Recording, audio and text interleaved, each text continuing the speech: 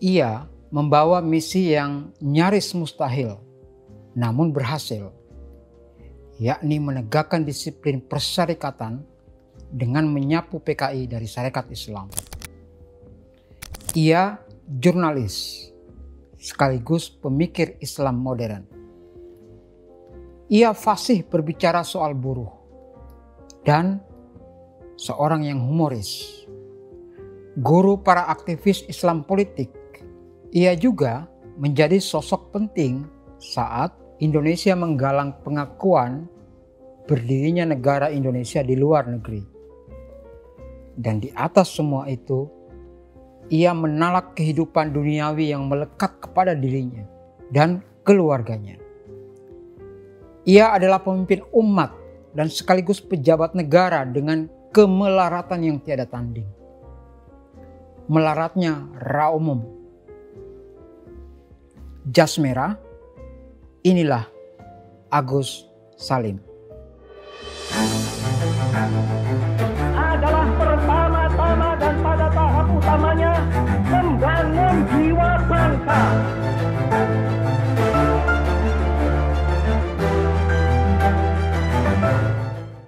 Agus Salim adalah manusia yang jenius, langka, dan pintarnya nggak ketulungan. Ia bukan dari terah bangsawan yang berdarah biru atau bangsawan usul. Bahkan ia tidak punya privilege keluarga. Karena kejeniusannya itu, Agus Salim sesungguhnya berhak menyandang status bangsawan. Tapi bukan bangsawan usul, melainkan apa yang diistilahkan oleh Abdul Rifai, jurnalis, sebagai bangsawan fikiran. Loh, tahu dari mana Agus Salim itu jenius? Dan tahu dari mana pintarnya Agus Salim itu enggak ketulungan? Nah, taunya kalau kita buka surat Kartini yang tertanggal 24 Juli 1903. Dari surat Kartini di tahun 1903 itu, kita tahu bahwa Agus Salim itu ternyata lulusan terbaik dari 3 HBS terbaik se-Jawa. HBS Surabaya, HBS Semarang, dan HBS Batavia. Agus Salim bersekolah di HBS Batavia. Nah, HBS itu setara dengan SMA. Yang menarik adalah Kartini menawarkan agar pembiayaan pendidikannya, beasiswa yang sudah ia usahakan untuknya guna menempuh pendidikan lebih tinggi di Belanda, justru dia ingin berikan kepada pemuda yang dia sebut pemuda Salim. Sebab sehebat-hebatnya Salim punya akal, pikiran, Kartini menulis begitu ya. Tapi kalau nggak berduit, ya sulit melangkah lebih jauh untuk menempuh pendidikan tinggi. Secara ringkas, Kartini menulis dalam suratnya. Kira-kira begini. Alangkah indahnya andai pemerintah bersedia membiayai seluruh pendidikan Salim yang berjumlah kira-kira 8.000 gulden. Bila pemerintah nggak bisa nalangin 8.000, ya paling nggak separuhnya. Separuhnya lagi bisa diambil dari jatah saya, kata Kartini ya. Atau kalau masih kurang, bisa dicarikan dari orang lain yang terdekat. Saya tahu, kata Kartini, apa artinya merasakan sesuatu hidup dalam sukma. Mengerti betapa pemuda Salim ini mengandung hasrat yang penuh bara dalam dadanya. Wahai, jangan biarkan jiwa hidup yang muda serta indah itu mati dikuncup. Jangan biarkan tenaga yang segar hilang percuma. Ia harus kita rawat, kita daya gunakan sebaik mungkin untuk kebaikan rakyat yang gandrung pada tenaga yang langka itu. Kita hidup, kita berharap, dan kita berdoa untuk Pemuda Salim. Teman-teman, saudara-saudara sekalian, itu tadi cuplikan surat Kartini. Boleh dibilang Kartini dan Salim atau Agus Salim ini sebetulnya satu angkatan. Kartini lebih tua 5 tahun dari Salim. Kartini lahir 1879, Salim 1884. Hasilnya, karena berasal dari keluarga yang pas-pasan dengan penghasilan orang tua paling gak cuma 100 gulden per bulan, sementara untuk studi jurusan kedokteran di Belanda butuh dana 8.000 gulden, Salim gagal. Terus ketika lulus HBS ngapain? Nganggur dong. Tetapi nganggurnya Salim bukan karena terpaksa, karena nggak dapat pekerjaan gitu ya. Tetapi Agus Salim itu menolak menjadi pegawai negeri, atau pada masa itu istilahnya adalah Ambtenaar. Singkat cerita, Agus Salim kemudian kerja di kota Jeddah. Itu pun ia nggak memasukkan amplop lowongan kerja, tapi ditawari untuk kerja di konsulat Belanda di kota Jeddah, Saudi Arabia. Mari kita ringkaskan. Salim yang bersumpah gak bakal jadi Ambtenaar sepulang dari Saudi, kemudian masuk Sarekat Islam. Saat itu usianya sudah tergolong sangat senior bagi aktivis gitu. 31 tahun bayangkan. Dan masuknya Salim, Agus Salim ke Sarekat Islam tidak terlalu mulus. Ia dicurigai sebagai mata-mata polisi atau cepu. Masalahnya setelah melakukan muhibah perjalanan di Jawa oleh polisi, ia diminta melaporkan info penting apa yang sudah ia dapatkan dalam perjalanan itu. Salim bilang, loh, bukannya sudah saya informasikan tadi bahwa saya masuk SI. Itu informasi paling pentingnya. Tidak butuh waktu yang lama, Agus Salim sudah berada di kepengurusan elit Sarekat Islam. Jadi SI itu yang jadi duluan adalah SI cabang-cabangnya. Misalnya yang muncul duluan ya, ada SI Afdeling Surabaya, ada SI Afdeling Surakarta, ada Semarang.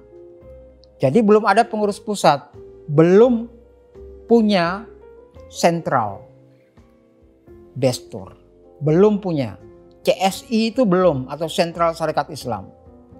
Mengapa? Karena pemerintah tidak mengizinkan adanya Sentral Bestur atau Sentral Sarekat Islam, pengurus pusat.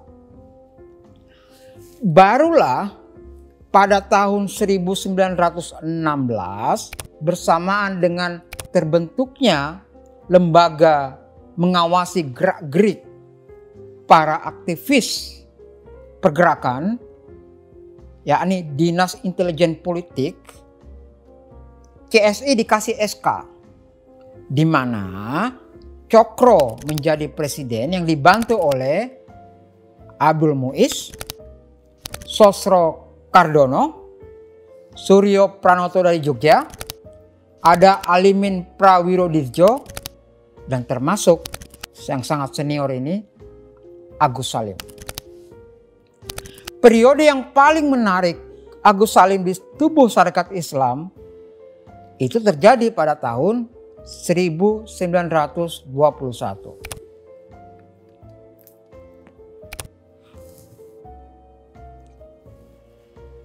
Saat itu usia Agus Salim 37 tahun. Sekali lagi sangat senior. Usianya lebih muda setahun dari Cokro Aminoto.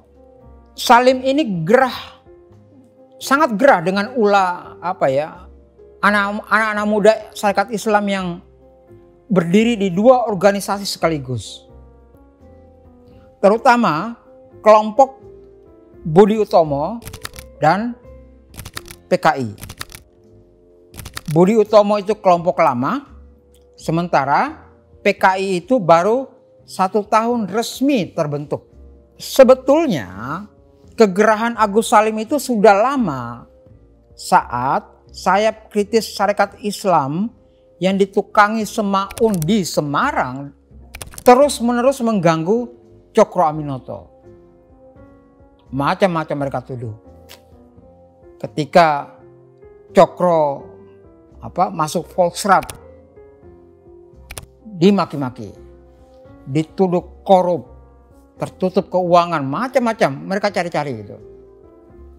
Agus Salim berpandangan ini SI bisa hancur lebih awal jika disiplin organisasi tidak ditegakkan.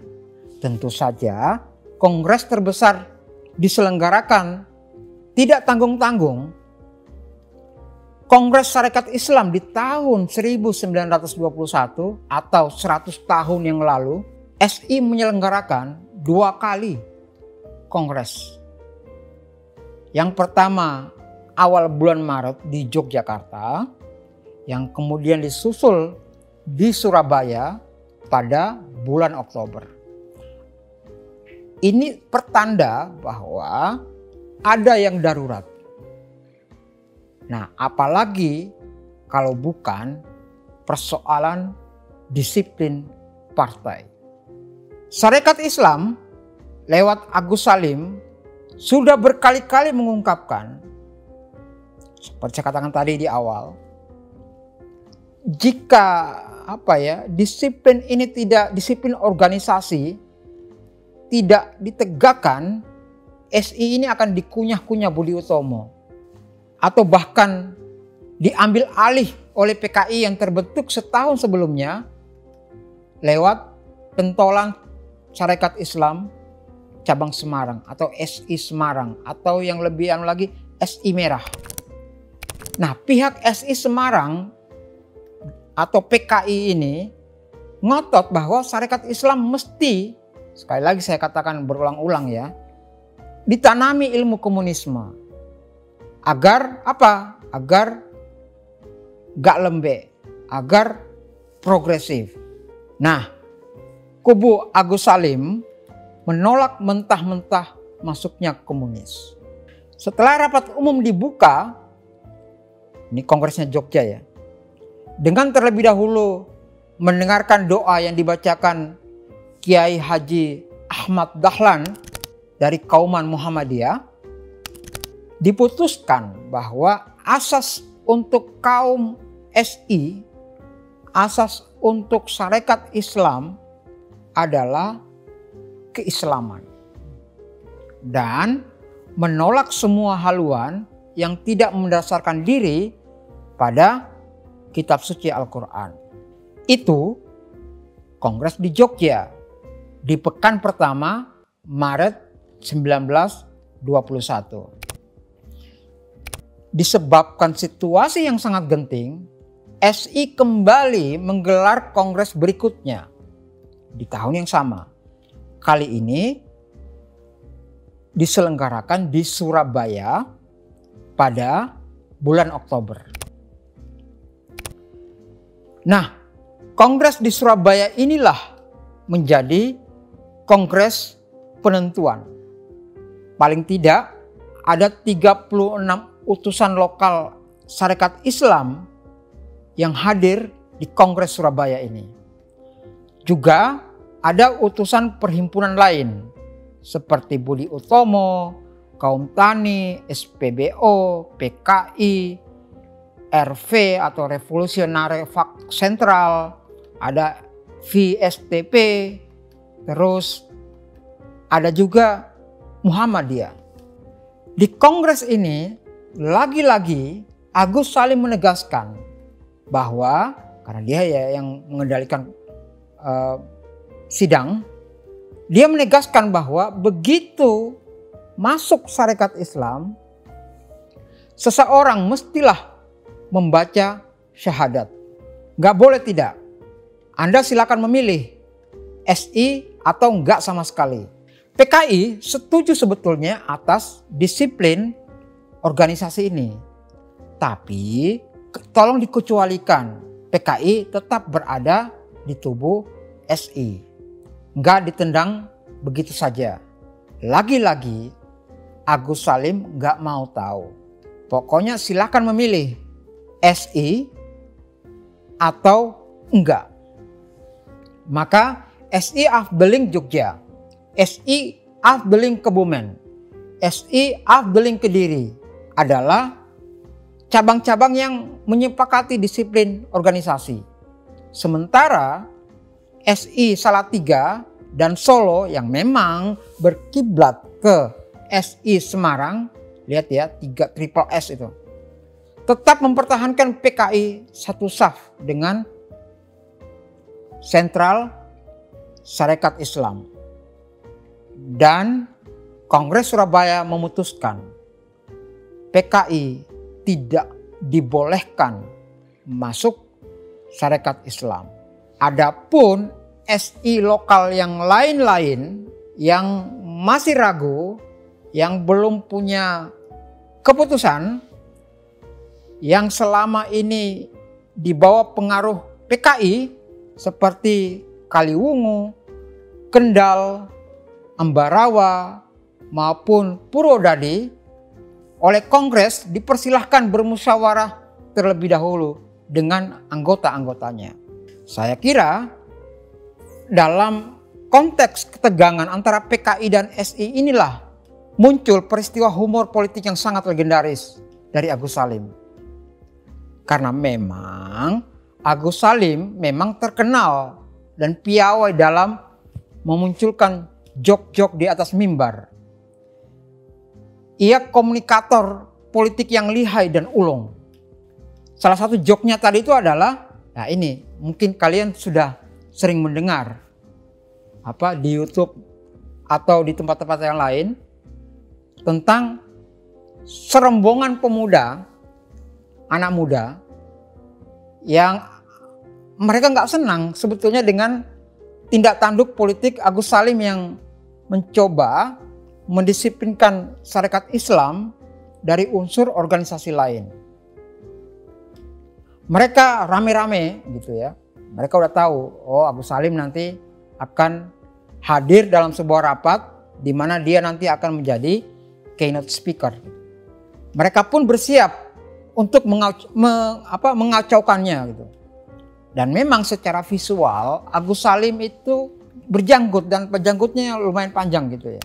Seperti di foto-foto itu ya. Nah, saat Agus Salim berspeak, muncul kemudian kor yang meniru suara kambing. Be. Agus Salim berhenti sejenak. Dan sepertinya dia ingin mempersiapkan pukulan balik. Tapi tentu saja bukan dengan marah ya. Karena marah bukan karakter Agus Salim. Yang memang adalah sosok paling senior di antara pegiat Sarekat Islam. Di mimbar, Agus Salim berkata begini, "Tunggu sebentar. Bagi saya, sungguh suatu hal yang menyenangkan bahwa kambing-kambing pun telah mendatangi aula pertemuan ini untuk mendengarkan pidato saya. Cuma sayang sekali bahwa mereka kurang mengerti bahasa manusia, sehingga mereka mencela dengan cara yang kurang pantas. Jadi saya sarankan agar untuk sementara tolong mereka ini meninggalkan aula ini, meninggalkan ruangan ini untuk makan rumput ala kadarnya di lapangan. Nanti sesudah pidato saya yang ditujukan buat manusia ini selesai, bolehlah kambing-kambing di lapangan itu dipersilakan masuk kembali. Dan saya akan berpidato dalam bahasa kambing khusus untuk mereka. Karena dalam Islam pun bahasa kambing itu ada Nah, tahu sendiri saya begitu banyak menguasai bahasa, termasuk bahasa kambing. Saya tertegun saat memimpin suatu proyek penulisan biografi ringkas tentang pers-pers pergerakan nasional dan menemukan bahwa Agus Salim ternyata